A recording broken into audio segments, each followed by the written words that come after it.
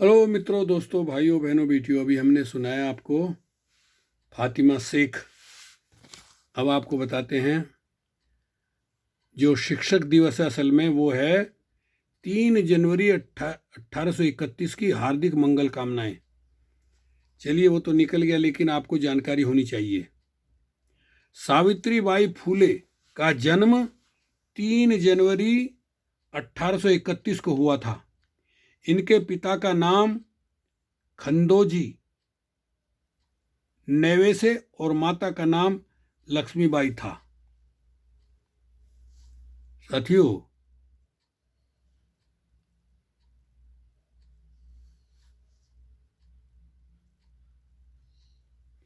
सावित्रीबाई फूले का विवाह 1841 में ज्योतिबा राव फूले से हुआ था। सावित्रीबाई फूले भारत के पहले बालिका विद्यालय की पहली प्रिंसिपल और पहले किसान स्कूल की संस्थापक थी। महामना ज्योतिबा राव को महाराष्ट्र और भारत में सामाजिक सुधार आंदोलन में एक सबसे महत्वपूर्ण व्यक्ति के रूप में माना जाता है। उनको महिलाओं और दलित जातियों का शिक्षित करने के प्रयासों के लिए जाना जाता है। उनको ज्योतिबा राव, जो बाद में ज्योतिबा के नाम से जाने गए, सावित्रीबाई के रक्षक, गुरु और समर्थक थे।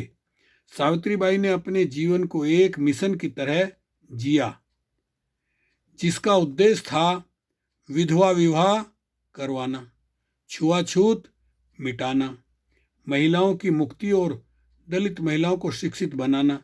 वे एक कवयित्री भी थीं। उन्हें मराठी की आदि कवियों के रूप में भी जाना जाता था।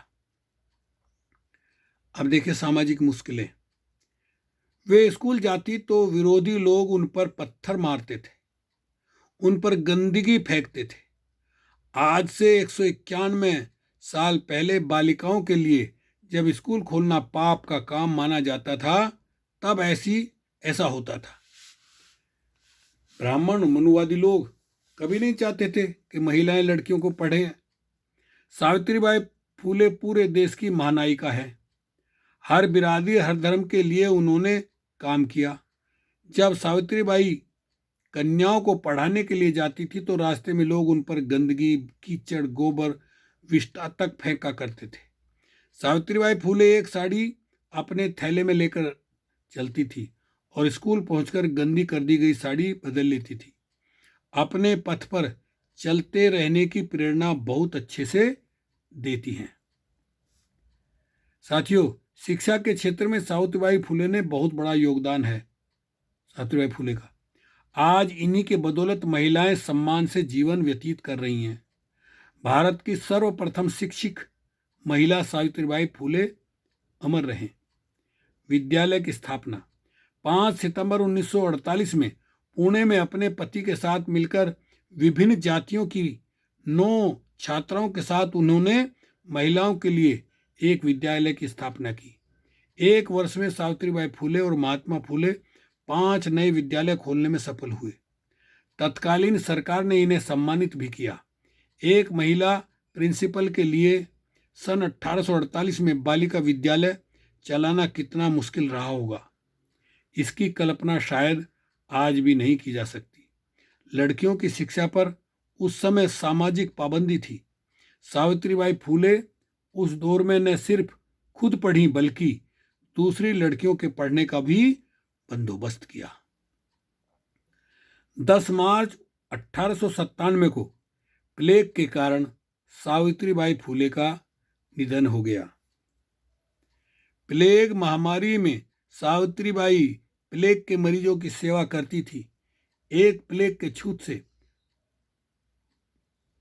प्रभावित बच्चे की सेवा करने के कारण उनको भी छूत लग गया और इसी कारण से उनकी मृत्यु हुई। तो साथियों, पहले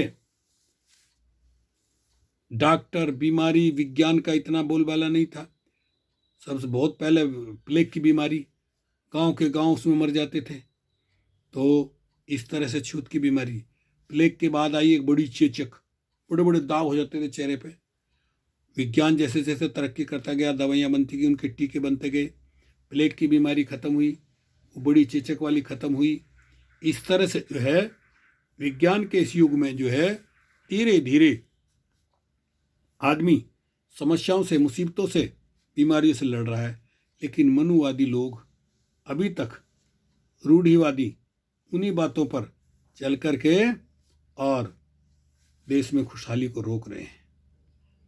तो साथियों, दो महिलाएं फातिमा शेख और सावित्रीबाई दोनों ने मिलकर के इतना बड़ा काम किया, जिसकी वजह से भारत की आज हर महिला पढ़ लिख करके सम्मान पा रही है। और भारत के संविधान में बाबा साहब ने जो हक दिया उसके अनुसार सब महिलाएं बढ़ चढ़ के काम कर रही हैं। विदेशों की तो पूछे मत आप, विदेशों में तो शुरू से सब बराबर है, यहाँ कोई किस तरह की कोई दिक्कत नहीं है। पुलिया में मैं देखता हूँ कि हर क्षेत्र में, हर दफ्तर में, हर स्कूल में महिलाएं सारे काम कर रही। मैं तो दंग रह गया। 91 में जब मैं आया, मेरा एक रेस्टोरेंट था, गांधी इंटरनेशनल रेस्टोरेंट, फिर बाद में गौतम इंटरनेशनल रेस्टोरेंट हुआ। और जब रेस्टोरेंट का सामान लेने के लिए मैं बाज़ार में गया उनके साथ में, तो देखा मैं दंग रह गया। जिधर भी देखता हूँ महिलाएं नज़र आती थी, चाहे स्कूल में देखो, चाहे दफ्तर में देखो, चाहे बैंक में देखो, चाहे बाज़ार में देखो, महिलाएं बढ़ चढ़ के काम करती हैं। और यहाँ मजाल है, कोई महिला की इजाज़त के बिना उसके टच नहीं कर सकता। अगर बिना इजाज़त के टच कर दिया तो वो इतना ज़ोर से थप्पड़ मारेगी, नानी याद आ जाएगी। देखिए, समान अधिकार है, सबको बराबर का अधिकार है। देखिए, क्योंकि भारत तो हुआ आज़ाद, अभी उसको 65-70 साल ही हुए हैं। ये देश बोलीविया तो आज़ाद हो गया था, 200 साल पूरे हो गए हैं इस देश को आज़ाद हुए। जब यहाँ आज़ादी की लड़ाई लड़ी, इस तरह भारत जो है वो इंग्लैंड का गुलाम था, लेकिन ये बोलीविया स्पेन का, स्पाइयों का, वहाँ कहते हैं अंग्रेज़ों का, यहाँ कहते हैं स्पाइयों, स्पेन का गुलाम था। ये जो 12 देश हैं, Brazil, Argentina, Chile, Peru, Ecuador, Salvador, Uruguay, Paraguay, Colombia, Venezuela, Bolivia, ये स्पेन के गुलाम थे। जब आज़ादी के लिए लड़ाई लड़ी गई तो 90% लोग, जवान, लड़के, आदमी सब मारे गए थे। उस समय महिलाओं ने ही बढ़ चढ़ के सारे काम किए। तब से जो है महिलाएं यहाँ बढ़ चढ़ के सारा, अब तो पूरे साउथ अमेरिका में महिलाएं बराबर पुरुषों के से कंधा मिलाकर हर काम करती हैं। किसी भी क्षेत्र में महिलाएं बढ़ चढ़ के काम कर रही हैं, पुरुषों से ज़्यादा काम कर रही हैं।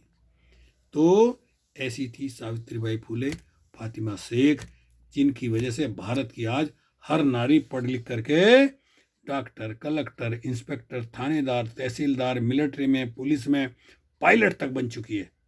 श्रीदेवी की लड़की ने एक पिक्चर बनाई, उसमें हीरोइन बनी, वो मैंने देखी, पायलट तक बन गई है लड़की। देख रहे हैं आप?